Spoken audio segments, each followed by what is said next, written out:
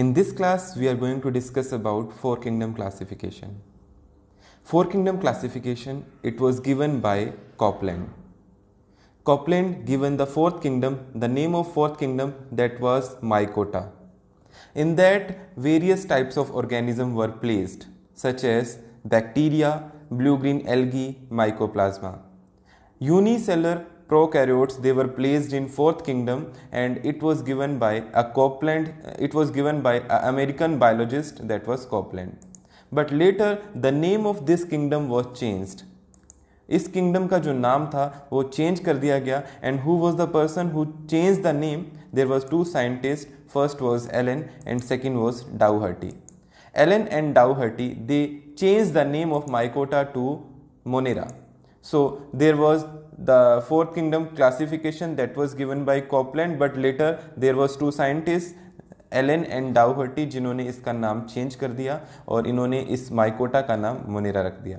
Monera के अंदर bacteria, blue green algae, mycoplasma, actinomycetes, इन सबको प्लेस किया गया. फिर बात आती है फाइव किंगडम क्लासिफिकेशन की. ठीक है, तो फाइव किंगडम क्लासिफिकेशन जो है it was given by Whittaker, R.H. Whittaker, Robert Harding Whittaker. ठीक है, इन्होंने फाइव किंगडम क्लासिफिकेशन जो दिया उसका क्या क्राइटेरिया था? सबसे पहले इन्होंने सेल टाइप को कंसीडर किया कि सेल का जो टाइप है वो प्रोकैरियोट है या वो यूकैरियोट है. On the basis of that इन्होंने फाइव किंगडम क्लासिफिकेशन दिया. तो प्रोकैरियोट एंड यूकैरियोट. दूसरा क्राइटेरिया जो इन्होंने ध्यान में रखा कि लेवल ऑफ ऑर्गेनाइजेशन क्या है. लेवल ऑफ ऑर्गेनाइजेशन से मतलब कि ऑर्गेनिज्म यूनिसेलुलर है या फिर मल्टी सेलुलर है. तीसरा क्राइटेरिया इन्होंने ध्यान में रखा, that was reproduction. Organism sexually reproduction करता है या एसेक्सुअल रिप्रोडक्शन करता है. फोर्थ क्राइटेरिया वो था mode of nutrition. Mode of nutrition जो था इसके अंदर ऑर्गेनिज्म ऑटोट्रॉफिक है या फिर हेट्रोट्रॉफिक है. और मैं आपको बता दूं सबसे इंपॉर्टेंट क्राइटेरिया ही यही था कि ऑटोट्रॉफिक है या हेट्रोट्रॉफिक है. फिर बात आती है fifth criteria, that was phylogenetic relationship. सिर्फ और सिर्फ फाइव किंगडम क्लासिफिकेशन ही ऐसा था जिसमें फाइलोजेनेटिक रिलेशनशिप को कंसीडर किया गया था, क्योंकि इससे पहले ना तो टू किंगडम, ना तो थ्री किंगडम, फोर किंगडम, कहीं पे भी फाइलोजेनेटिक रिलेशनशिप को कंसीडर नहीं किया गया था. It is the only system, five kingdom classification, जिसमें फाइलोजेनेटिक रिलेशनशिप को कंसीडर किया गया था. ठीक है, तो इस रिलेशनशिप को पहले कभी भी किसी भी क्लासिफिकेशन में यूज नहीं किया गया था. तो मैंने आपको 5 क्राइटेरिया बताए. पहला सेल का टाइप, दूसरा लेवल ऑफ ऑर्गेनाइजेशन, तीसरा टाइप्स ऑफ रिप्रोडक्शन, चौथा mode of nutrition and fifth is phylogenetic relationship. फिर बात आती है नेक्स्ट, आपके पास अब बन गए 5 किंगडम. शुरुआत करते हैं मोनेरा से. मोनेरा जो कि प्रोकैरियोटिक हैं, यूनिसेलुलर हैं और इनके अंदर ऑटोट्रॉफिक और हेट्रोट्रॉफिक दोनों तरह का मोड ऑफ न्यूट्रिशन पाया जाता है. और दे में भी मोटाइल और दे में भी नॉन मोटाइल. ठीक है, ये मोटाइल भी हो सकते हैं, नॉन मोटाइल भी हो सकते हैं, बट इनके अंदर सेक्सुअल रिप्रोडक्शन नहीं होता, इनके अंदर एसेक्सुअल रिप्रोडक्शन होता है. फिर मोनेरा के बाद आते हैं प्रोटिस्टा. प्रोटिस्टा, इनके अंदर यूनिसेलुलर यूकैरियोट को रखा गया. ठीक है, यूनिसेलुलर यूकैरियोट को प्रोटिस्टा में रखा गया. They may be autotrophic as well as heterotrophic. और प्रोटिस्टा जो है ऑटोट्रॉफिक भी हो सकते हैं, हेट्रोट्रॉफिक भी हो सकते हैं, लेकिन ये हमेशा यूनिसेलुलर होते हैं. ठीक है, फिर plants, animals and fungi. Plants, animal and fungi के बारे में आप लोग जानते हैं कि प्लांट्स हमेशा ऑटोट्रॉफिक होते हैं, एनिमल्स हमेशा हेट्रोट्रॉफिक होते हैं, और फंजाई जो है वो हमेशा ही हेट्रोट्रॉफिक होती है. उसे खाना बनाना नहीं आता, वो दूसरों पे डिपेंड करती है. ठीक है, चाहे पूरी दुनिया खा लेगी लेकिन खुद खाना नहीं बनाएगी, इतनी ज़्यादा खतरनाक है फंगस. फिर बात करते हैं नेक्स्ट, फाइव किंगडम क्लासिफिकेशन में आपके पास 5 किंगडम आए, Monera, protista, Fungi, Plantae and animalia. Monera के अंदर सेल टाइप की बात करें तो प्रोकैरियोटिक है. Only this one is the prokaryotic. बाकी सभी के सभी कैसे हैं? बाकी सभी के सभी यूकैरियोटिक हैं, आप देख पा रहे हैं. फिर सेल वॉल की बात करते हैं. तो सेल वॉल की जब बात करेंगे तो सिर्फ मोनेरा के अंदर पेप्टिडोग्लाइकिन की बनी होती है. ठीक है, प्रोटिस्टा के अंदर नॉन सेलुलोसिक होती है. प्रोटिस्टा के अंदर ज़्यादातर होती भी नहीं है, जैसे यूग्लिना वगैरह की बात करें तो उनमें होती भी नहीं है, और अगर होती है तो नॉन सेलुलोसिक होती है. फंजाई के अंदर काइटिन की बनी होती है, और प्लांट के अंदर सेलुलोज की बनी होती है, और animal they don't have cell wall. फिर न्यूक्लियर मेम्ब्रेन की बात करते हैं तो सिर्फ एक ही ऐसा किंगडम है जिसमें न्यूक्लियर मेम्ब्रेन नहीं होती एंड दैट इज मोनेरा।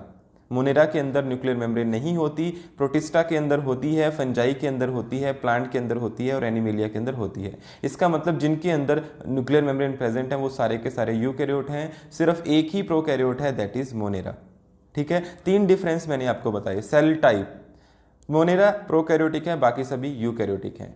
फिर सेल वॉल, मोनेरा के अंदर पेप्टाइडोग्लाइकन की है, प्लांट के अंदर सेलुलोज की है, एनिमल के अंदर होती नहीं है, फंगस के अंदर सेल वॉल काइटिन की बनी होती है और प्रोटिस्टा के अंदर नॉन सेलुलोसिक होती है। कुछ केसेस में प्रोटिस्टा में भी सेलुलोसिक हो सकती है, जैसे डाइनोफ्लैजिलेट के अंदर, डायटम्स के अंदर सेलुलोसिक सेल वॉल होती है, प्लस उनके साथ उसमें सिलिका भी होती है, डायटम्स के अंदर सिलिका भी पाई जाती है। ठीक है, और न्यूक्लियर मेम्ब्रेन की बात करें तो सिर्फ और सिर्फ मोनेरा के अंदर न्यूक्लियर मेम्ब्रेन एब्सेंट है, बाकी सभी के अंदर प्रेजेंट होती है। फिर बात करते हैं नेक्स्ट डिफरेंस की। नेक्स्ट डिफरेंस देखेंगे, मोनेरा के अंदर बॉडी ऑर्गेनाइजेशन यूनिसेलर है, प्रोटिस्टा के अंदर भी यूनिसेलर है, लेकिन फंजाई की बात करें तो फंजाई में बहुत सारी सेल आपस में एग्रीगेट हो जाती हैं, एक क्लस्टर बनाती हैं, एक लूज टिश्यू बनाती हैं, लेकिन बिना एक ट्रू टिश्यू के रहती हैं, पूरा एक ट्रू टिश्यू नहीं बनाती, लूज टिश्यू लाइक स्ट्रक्चर बनाती हैं। Cells will remain together in the filamentous form, in the mycelium form, in the hypha form, but they will not form a tissue or organ. But on the other hand, अगर हम बात करें plant की तो आप लोग जानते हैं कि प्लांट के अंदर टिश्यू लेवल ऑर्गेनाइजेशन पाया जाता है as well as organ level organisation पाया जाता है। ठीक है, फिर एनिमेलिया की बात करते हैं। एनिमेलिया के अंदर तो टिश्यू भी होते हैं, ऑर्गन भी होते हैं, इवन ऑर्गन सिस्टम भी होता है, reproductive system, respiratory system, circulatory system, integumentary system, digestive system, nervous system, endocrine system, so many systems are there. ठीक है, लेकिन प्लांट के अंदर सिस्टम नहीं पाए जाते, प्लांट के अंदर ऑर्गन लेवल का ऑर्गेनाइजेशन पाया जाता है। ठीक है, नेक्स्ट लास्ट डिफरेंस देखेंगे कि मोड ऑफ न्यूट्रिशन कैसा है। आप लोग सब लोग जानते हैं कि मोनेरा जो है वो बहुत नखरे वाला है, खाने के बारे में उसके बहुत नखरे हैं। It may B autotrophic, it may B heterotrophic, ये ऑटोट्रॉफिक भी हो सकता है, ये हेट्रोट्रॉफिक भी हो सकता है। It can prepare its own food by photosynthesis, even ये कीमो ऑटोट्रॉफिक भी हो सकता है, कुछ केमिकल्स का यूज करके भी अपना फूड तैयार कर सकता है, लेकिन ये हेट्रोट्रॉफिक भी हो सकता है। It can be depend on some other organism, it may be parasitic, it may be saprophytic, it may obtain their food from dead and decaying material. तो मोनेरा जो है वो diverse type of mode of nutrition show करता है। It may be autotrophic, autotrophic may be photoautotropic, chemoautotropic. It may be heterotrophic, heterotrophic may be parasitic, saprophytic. ठीक है, लेकिन protista की बात करते हैं तो प्रोटिस्टा भी है ऑटोट्रॉफिक, लेकिन प्रोटिस्टा कीमो ऑटोट्रॉफिक नहीं है। प्रोटिस्टा अगर खाना बनाएगा तो सिर्फ फोटोसिंथेसिस से बनाएगा। फिर हेट्रोट्रॉफिक होता है तो प्रोटिस्टा पैरासिटिक हो सकता है, it can cause disease. It may be saprotrophic, यानी ये डेड एंड डिकेइंग मटीरियल से, जैसे कि स्लाइम मोल्ड है। ठीक है, फिर होलोजोइक भी हो सकता है, जैसे कि पैरामीशियम है। और अगर पैरासिटिक की बात करें तो पैरासिटिक आप लोग जानते हैं जो डिजीज कोज कर सकता है, जैसे आप लोग जानते हैं Trypanosoma, sleeping sickness disease, Entamoeba histolytica, अमीबोसिस जो कि डेसेंट्री कोज करता है। इसके अलावा बहुत सारे अदर हैं जो कि डिजीज कोज करके एज अ पैरासाइट किसी की बॉडी में रह सकते हैं। फिर फंजाई की बात करते हैं तो फंजाई कभी भी खुद का खाना नहीं बनाती, ये दूसरों पे ही डिपेंड करती है। पूरी दुनिया में इसको कुछ खिला दो खा लेगी, ये आपका वेस्ट फूड खा लेगी, ये पैरासिटिक की तरह काम कर सकती है, लेकिन खुद खाना नहीं बनाती। तो ये हमेशा या तो पैरासिटिक होगी या तो फिर सेप्रोट्रॉफिक होगी। और प्लांट की बात करें तो आप सबको पता है प्लांट यूजुअली ऑटोट्रॉफिक होते हैं, ग्रीन प्लांट यूजुअली ऑटोट्रॉफिक होते हैं।